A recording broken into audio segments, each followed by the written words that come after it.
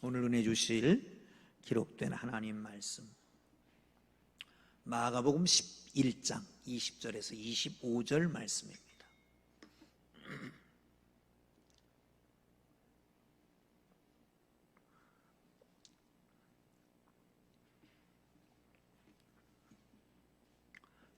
마가복음 11장 20절에서 25절까지 말씀. 찾으셨으면 우리 함께 읽겠습니다. 시작. 그들이 아침에 지나갈 때에 무화과 나무가 뿌리채 마른 것을 보고 베드로가 생각이 나서 여짜오되, 라삐여, 보소서, 저주하신 무화과 나무가 말랐나이다. 예수께서 그들에게 대답하여 이르시되, 하나님을 믿으라. 내가 진실로 너희에게 이르노니 누구든지 이 산더러 들려 바다에 던져지라 하며 그 말하는 것이 이루어질 줄 믿고 마음에 의심하지 아니하면 그대로 되리라. 그러므로 내가 너희에게 말하노니 무엇이든지 기도하고 구하는 것은 받은 줄로 믿으라. 그리하면 너희에게 그대로 되리라. 서서 기도할 때에 아무에게나 혐의가 있거든 용서하라. 그리하여야 하늘에 계신 너희 아버지께서도 너희 업무를 사하여 주시리라 하시니라. 아멘. 할렐루야.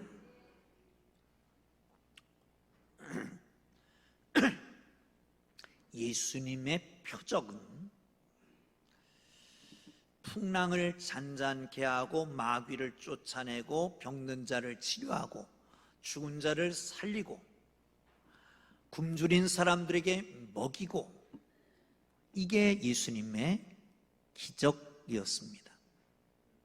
근데 오늘 본문은 조금 다릅니다. 예수님이 예루살렘에 입성하시다가 시장하셨습니다. 무화과 이파리가 큰 많은 무성한 무화과 나무에 가면 무화과가 있을 줄 알고 갔는데 열매가 없는 것입니다. 그래서 저주하셨습니다. 근데 성경 기자는 말하기를 무화과의 때가 아님이라 라고 말씀했습니다. 무화과 때도 아닌데 무화과를 저주해서 말라 비틀어지게 했습니다. 아니, 무화과가 무슨 죄가 있습니까? 과원주기를 불러서 혼을 내야 될 것이 아닙니까? 더 큰 문제는 자기가 시장해서 찾아갔는데 허기를 모면하지 못했다고 섭섭한 기운에 그것을 멸했다? 이건 정말 문제가 있는 게 아니냐. 그래서 기독교를 반대하는 사람들은 예수님을 가리켜서 비합리적이다, 내지는 이기적이다, 이렇게 말하고 이 말씀을 들어서 반대하는 경우가 종종 있는 것을 봅니다. 여러분, 그런데 우리는 예수 안에서 성경을 보기 때문에 차원을 다르게 보아야 되는 거 아닙니까? 우리가 성경을 볼 때 비합리적이고 성경을 볼 때에 이해가 안 되는 난해한 구절이 있으면 어떻게 보면 될까요? 어떻게 해요? 그냥 뛰어넘어갑니까? 그런 것 방법 중에 하나입니다. 옛날에 고등학교 다닐 때 수학 문제가 잘 안 풀리잖아요. 그러면 넘어가야지 돼요.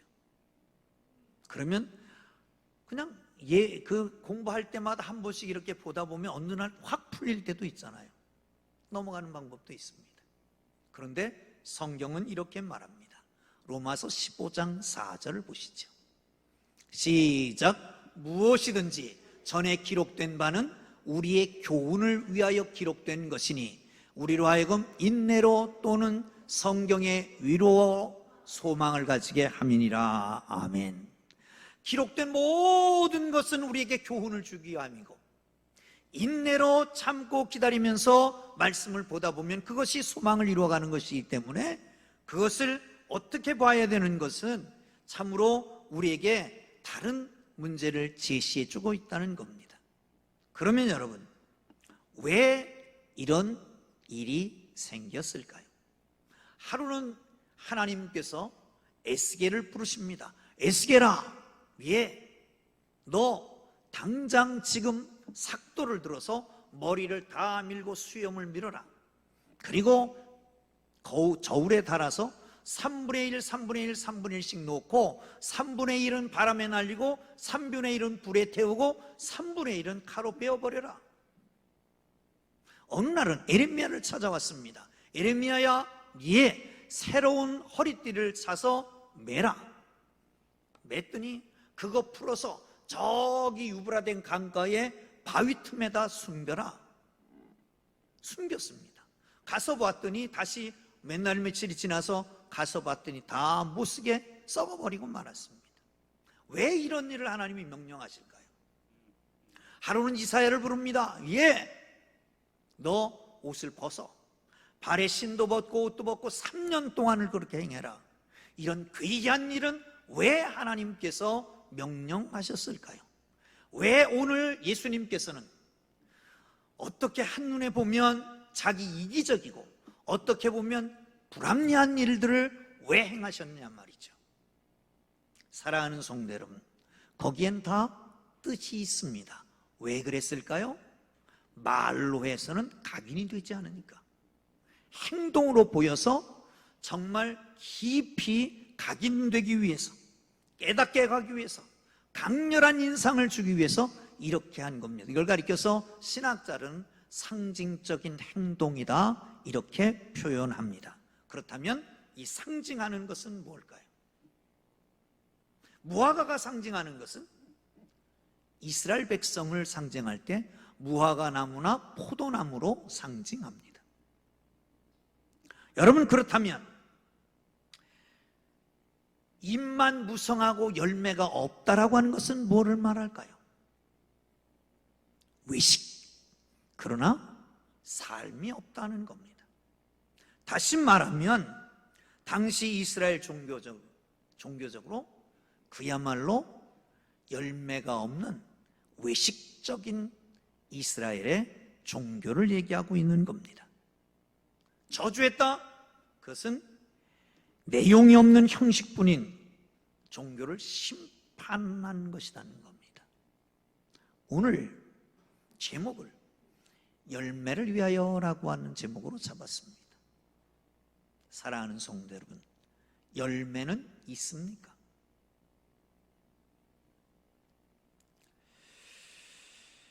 껍데기는 있는데, 잎은 있는데 열매 내용이 없이 살아가는 건 아닐까요? 오늘 우리를 보시는 주님은 어떻게 말씀하실까요?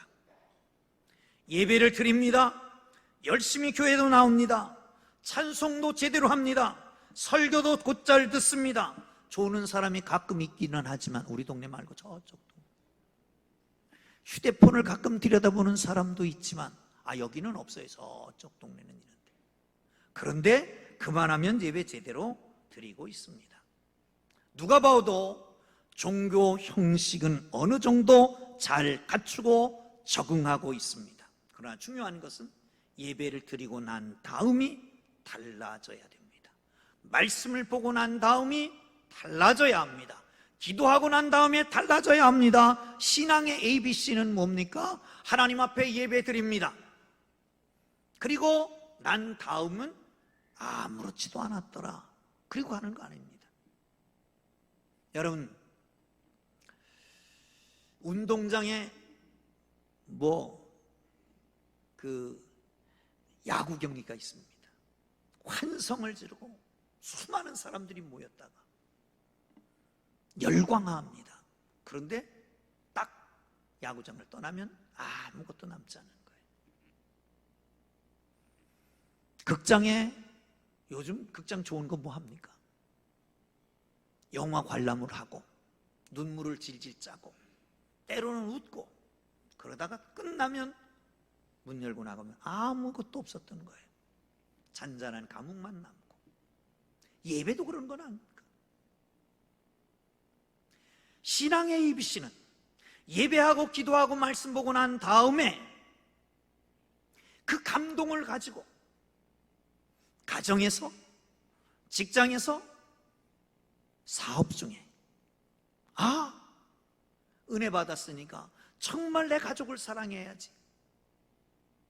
내일부터 시작되는 직장 생활, 정말 그리스도인으로 빛과 소금의 사명을 다하며 잘 섬겨야지, 이러고 떠나야 되는 거 아닙니까? 이렇게 살아야 되는 거 아닙니까?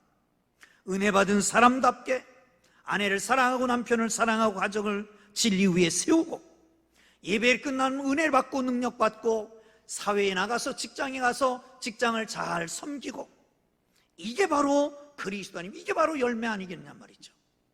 여러분, 그렇게 잘하고 있습니까? 열매 맺기 위해서는 어떻게 살아야 될까요? 성경을 봅니다. 22절입니다. 시작. 다시 두 분이 안 믿는 것 같아요. 시작. 예수께서 그들에게 대답하여 이르시되 하나님을 믿으라. 그 전날 예루살렘에 들어가시다가 시장하셔서 무화과나무를 보고 저주하셨습니다. 열매가 없으니까. 그리고 그 다음날 들어가시는 중에 나무가 말라버린 것을 보고 베드로가 생각이 나서 말합니다. 라삐여 보소서, 저주하신 무화과가 말랐나이다. 거기에 대해서 이런 반구 말씀하지 않습니다. 하나님을 믿어라 라고 하는 것으로 끝납니다. 사랑하는 성도 여러분, 그래, 어제 내가 말한 것을 믿느냐? 그 말이 진리인 걸 믿느냐? 그 말씀을 말씀한 하나님을 믿느냐? 묻고 계시는 겁니다. 여러분, 믿습니까? 뭘 믿습니까? 한국 사람 믿습니다. 참 잘합니다. 거기도 액센트를 붙여가지고 쌍쇼스를 길게 가면서 한번 해볼까요? 그렇게 그런데 삶은 안 바꿔지는 거예요. 이게 문제 아닙니까? 여러분, 파레토의 법칙이라고 하는 게 있잖아요. 사회 구성원의 20%가 80%를 책임진다는 겁니다. 교회 안에도 20%가 건강하면 80%가 다 함께 더불어 건강할 수 있는 겁니다. 어떤 크리스천 사회학자는 말하기를 미국에 적용했던 그것이 한국에도 적용된다라고 말하면서 이런 말을 했습니다. 교회 구성원의 95%는 벤치워머다. 벤치워머라고 하는 건 자리만 따뜻하게 하는 거예요. 95%는 교회에 기여하는 바가 없어. 아무것도 기여하는 바가 없고 주일날 와서 자리만 따뜻하게 해놓고 그냥 가는 거예요. 사랑하는 성도 여러분, 어떻습니까? 나는 어떻습니까? 하나님을 믿으라 라고 말하는 거예요. 그러면 믿으면 어떡할까요? 누구든지 이 산더러 들려 바다에 던지라 하고 그 말한 것이 이루어질 줄 믿으면 그대로 되리라. 할렐루야, 할렐루야. 여러분, 믿음이 있기를 주의 이름으로 축원합니다. 아멘. 산더러 바다에 던져지라 하고 그대로 될 줄 믿으면 그대로 이루어질 것이다. 아멘. 아멘. 산은 뭘까요? 산은, 유대 사람들은 자기 힘으로 도저히 안 되는 것을 산이라고 말합니다. 여러분에게 있어서 산은 뭡니까? 내 힘으로 도저히 안 되는 것은 뭡니까? 네? 스가랴서에 보면, 스가랴서에도 이렇게 말씀합니다. 힘으로 안 되고 능으로도 안 되고 오직 여호와의 신으로 되느니라. 큰 사람 무엇이냐? 수룹바벨 앞에서는 평지가 되리라. 할렐루야. 여러분, 믿음으로 선언할 수 있기를 주의 이름으로 축원합니다. 천지를 창조하신 하나님께서는 말씀으로 선포하신 대로 이루어집니다. 빛이 있으라, 빛이 생겼습니다. 사랑하는 성도 여러분, 그렇습니다. 믿음으로 선포하기를 주의 이름으로 축원합니다. 구원도 마찬가지입니다. 마음으로 믿어 의에 이르고 입으로 시인하여 구원에 이르느니라. 아멘. 할렐루야. 맺고 푸는 권세도 입에 권세 있는 걸 믿으시기를 축원합니다. 실패하고 가난하고 질병, 저주 담대히 물리치고 축복과 성공과 부여와 치유가 있기를 주의 이름으로 축원합니다. 아멘. 말이 씨가 된다는 말이 있습니다. 여러분, 말 조심하고 살으세요. 교회는 실패가 없습니다.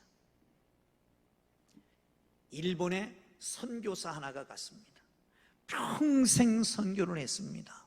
스스로도 실패다. 주위의 사람도 너는 실패했다. 그런데 딱 한 사람 전도했어요. 여성 하나. 근데 그 여성이 업고 다니던 아이 하나가 있었습니다. 그 아이가 누구냐면 우찌무라 간조라고 하는 세계에 가장 유명한 사람 중에 하나인 신학자가 됐습니다. 실패했다고 말할 수 있을까요? 여러분, 교회는 실패가 아니고 소망이 없는 게 아닙니다. 사랑하는 성도 여러분, 우리 애가 그런 얘기를 합니다. 바보라고 하지 마. 바보라고 하는 사람이 바보야. 여러분, 실망, 절망, 소망이 없다고 그러는 사람이 소망, 절망이 없는 거예요. 너는 쓸데없다라고 하는 사람이 자기가 쓸데없는 거예요. 사랑하는 성도 여러분, 하나님의 교회는 입으로 선포하는 대로 믿음의 고백, 하나님의 능력의 고백이 나와서 이루어지는 걸 믿으시기를 축원합니다. 할 수 있습니다. 하면 됩니다. 해봅시다. 할렐루야. 아멘. 스탠리 존스라고 하는 인도의 선교사가 계십니다. 평생을 선교하신 분입니다. 69세에 중풍이 왔습니다. 그리고 5개월 동안 보스턴 병원에 입원해 있었습니다. 거기에서 쓴 책이 디바인 예스라고 하는 책을 썼습니다. 신적인 예스, 신적인 긍정이라고 하는 책인데, 이 말은 다시 말하면 하나님 앞에서는 모두 예스라고 하는 뜻입니다. 하나님 앞에서는 모두 예스라고 하는 겁니다. 그는 중풍이 걸려서 말을 제대로도 못했습니다. 일어날 수는 없었습니다. 거기 들어오는 간호사에게 부탁했습니다. 선생님, 아침마다 나를 깨울 때 이렇게 하십시오. 나사렛 예수의 이름으로 명하노니 일어나라.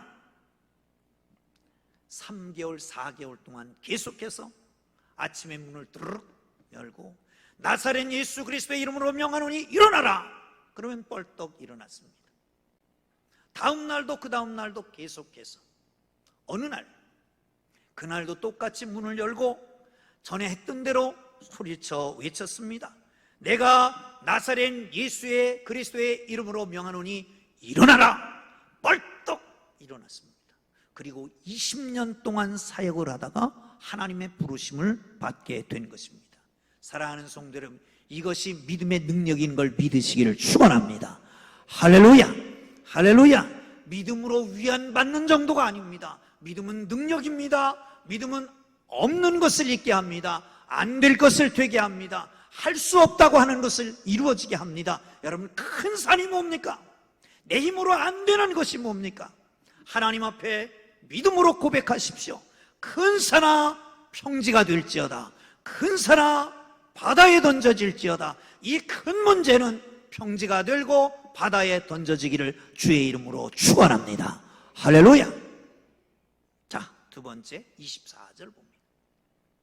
시작. 그러므로 내가 너에게 말하노니 무엇이든지 기도하고 구하는 것은 받은 줄로 믿으라. 그리하면 너에게 그대로 되리라. 아멘. 기도하고 구한 것은 받은 줄로 믿으라. 아멘. 그러면 그렇게 될 것이다. 이 기도할 때 제가 언젠가 말씀드리면서 청사진을 그려야 된다라고 말씀을 드렸습니다. 청사진을 그려야 된다. 모든 건물을, 아니 모든 것을 만들 때 설계도부터 만들잖아요. 그리고 건물을 세울 때는 앞에 조감도를 그려놓습니다. 지금은 바닥 공사합니다. 지금은 거푸집 세웁니다. 지금은 골조 올라갑니다. 형편없어 보입니다. 그런데 완성되면 이런 아름다운 모습의 건물이 세워지는 겁니다. 성경에서는 이렇게 얘기합니다. 빌립보서 2장 13절이죠. 함께 읽습니다. 시작. 너희 안에 행하시는 이는 하나님이시니 자기의 기쁘신 뜻을 위하여 너희로 소원을 두고 행하게 하시느니라. 아멘. 소원을 두고 행하게 하신다는 거예요. 소원을 가지고 기도하기를 주의 이름으로 축원합니다. 요나는 불순종 때문에 풍랑을 만나고 배가 침몰하고, 그리고 배가 침몰한 건 아니죠. 떨어져서 고기 뱃속에 들어갔습니다. 그러나 고기 뱃속에서도 하나님 앞에 기도하니까 하나님께서 응답하신 걸 믿으시기를 축원합니다. 거지 바디메오는 소원을 가지고 하나님 앞에 예수님 앞에 부르짖었더니 예수님이 가던 길을 멈추고 그 소원을 이루어 주신 걸 믿으시기를 축원합니다. 하나님께서 아브라함에게 언약하셨습니다. 내가 다른 나라에 객이 되어 400년 동안 그를 섬기다가 나오리라. 그런데 여러분, 애굽에 갔던 이스라엘 백성들이 몇 년 만에 나오죠? 400년 만에 나오는 게 아니라 430년 만에 나옵니다. 왜 그럴까요? 기도하지 않았기 때문에. 왜 그럴까요? 편해서 기도하지 않았기 때문에. 드디어 요셉을 알지 못하는 왕이 됐습니다. 그리고 박해를 시작합니다. 노역을 시키고, 그리고 아들이 나면 다 갖다가 나이가 강히 버리게 만들고, 그러니까 그때 기도하기 시작했습니다. 부르짖기 시작했습니다. 하나님께서는 그 부르짖음을 들으시고 이스라엘 백성들을 인도해서 출애굽을 해서 또한 가나안 땅에 들어오게 하신 걸 믿으시기를 축원합니다. 아멘. 기도, 그것은 하나님이 우리에게 주시는 축복의 통로인 걸 믿으시기를 축원합니다. 말씀을 묵상하면서 하나님의 고통이 뭘까? 골로새서에 보면 그리스도의 남은 고난을 우리 육체에 채운다라고 그랬는데, 하나님의 고통은 그러면 뭘까? 제일 고통스러웠을 때는 당신의 독생자 예수 그리스도를 십자가에 못 박을 때였을 것이다. 그러면 지금은 무엇 때문에 고통스러워 계실까? 하나님은 당신의 아들 예수 그리스도를 십자가에 못 박으면서 그렇게 고통스러우셨는데, 그 고통 때문에 그 고통을 앓고 우리 모두를 구원하셨는데, 그 핏값으로 사셨는데, 이 하나님의 백성, 하나님의 자녀들에게 주려고 준비해놓은 이 놀라운 축복들을 하나도 받으려고 하지 않기 때문에 고통스러워 하시는 걸 아십니까? 여러분, 하나님의 고통은 예수 그리스도를 십자가에 못 박는 겁니다. 이 고통을 감수하시면서 우리를 하나님의 자녀로 세우셨습니다. 하나님의 자녀로만 핏값으로 우리를 사셨습니다. 우리는 하나님의 자녀입니다. 그 놀라운 은혜로 말미암아서 우리 하나님의 자녀 됐고, 이제는 그 하나님의 자녀가 고통받는 것을, 문제 있는 것을, 외로운 것을, 아픈 것을 그냥 보고 계시겠습니까? 그게 고통스러우시다니까요. 그게. 그런데도 기도 안 하십니까? 예수의 십자가에 다시 못지라는 거 아닙니까? 이제는 괜찮습니까?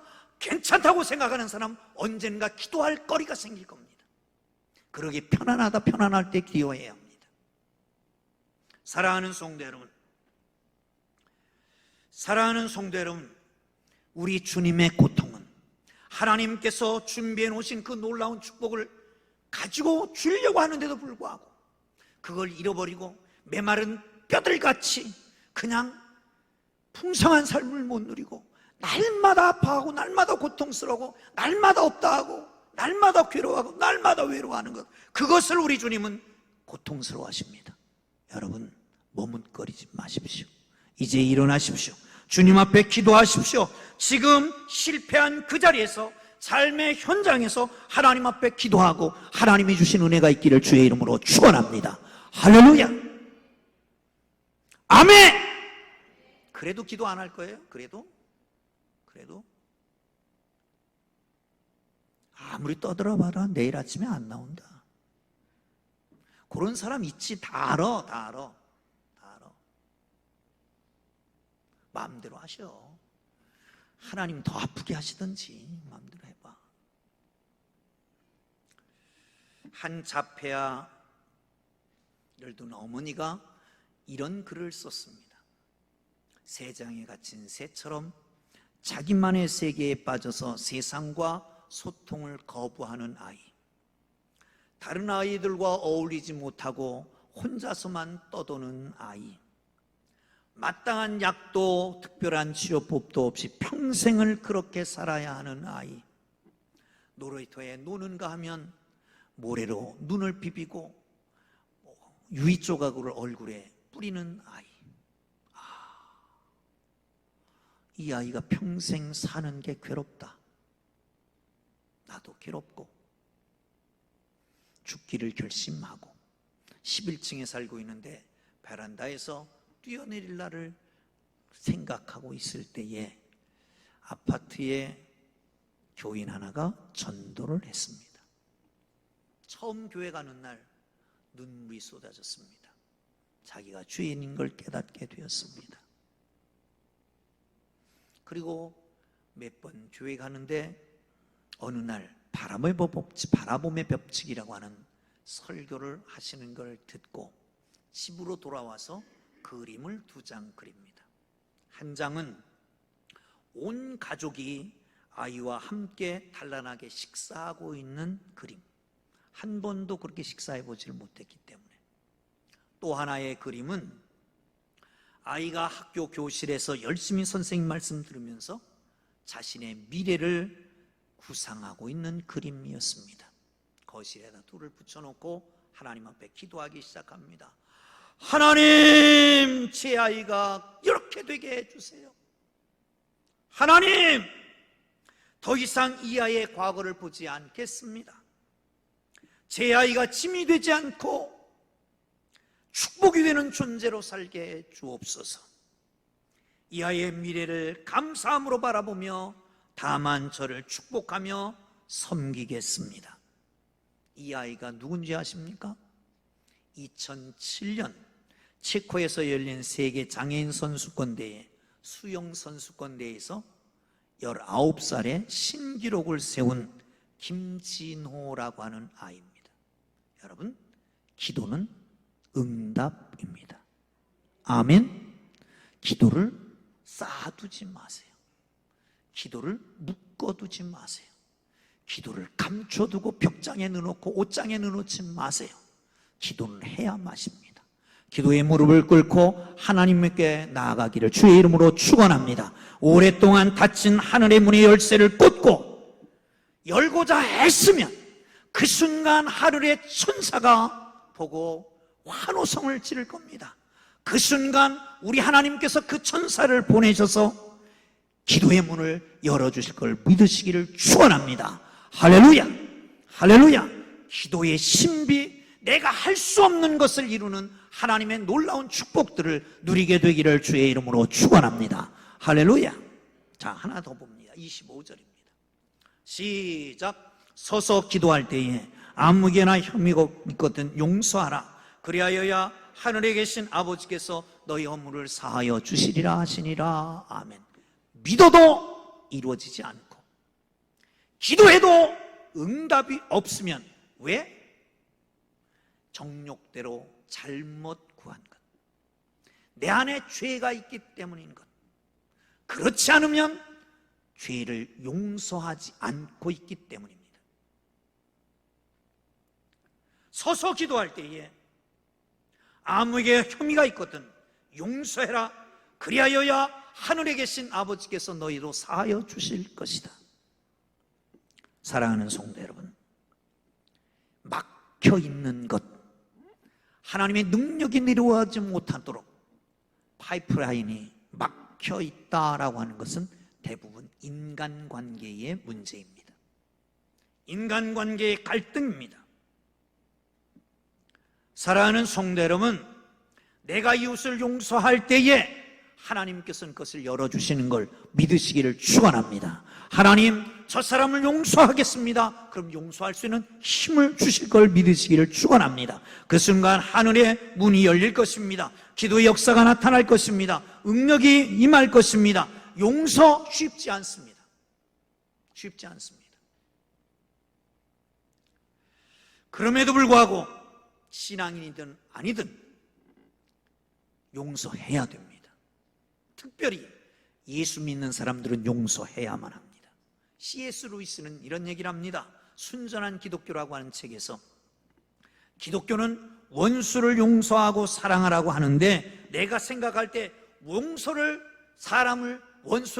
용서하는 일은 참으로 끔찍한 일이다. 끔찍한 일이다. 용서를 요구하는 상황은 용서하지 못할 만하기 때문에 용서 못하는 거 아니겠습니까? 도저히 용서할 수 없는 사람, 그 사람만 생각하면 속에서부터 치솟아 올라오는 그것, 바로 그 사람을 용서해야 되는 겁니다. 말 자체는 쉽습니다. 그러나 실천하기는, 적용하기는 쉽지 않습니다. 그러나 생각해 보십시오. 내가 그 사람을 용서하지 않고 원수를 갚는다? 복수한다? 복수는 복수를 하고 복수는 복수를 하십니다. 그런데 결국은 그 사람하고 똑같이 닮아가고 있다는 걸 아십니까? 왜? 분노가 에너지이기 때문에, 그 에너지가 나를 붙들고 있기 때문에 그 사람과 똑같이 닮아가게 되는 거지요. 여러분, 어렵습니다. 그러나 우리 주님 말씀합니다. 내가 용서하면 하늘에 계신 아버지도 용서할 것이다. 어디서 많이 본 것 같아요. 그죠? 어디서요? 우리가 날마다 하는 주기도문이에요. 우리가 우리에게 죄 지은 자를 사하여 준 것 같이 우리의 죄를 사하여 주옵시고. 윌리엄 아더 워드라고 하는 분은 이런 얘기를 합니다.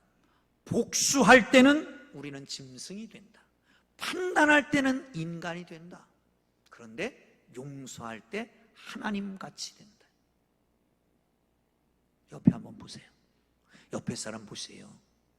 인간 같습니까? 짐승 같습니까? 하나님 같습니까? 그냥 이렇게 하시죠. 어이구, 하나님 같습니다. 시작. 아이고, 하나님 같습니다.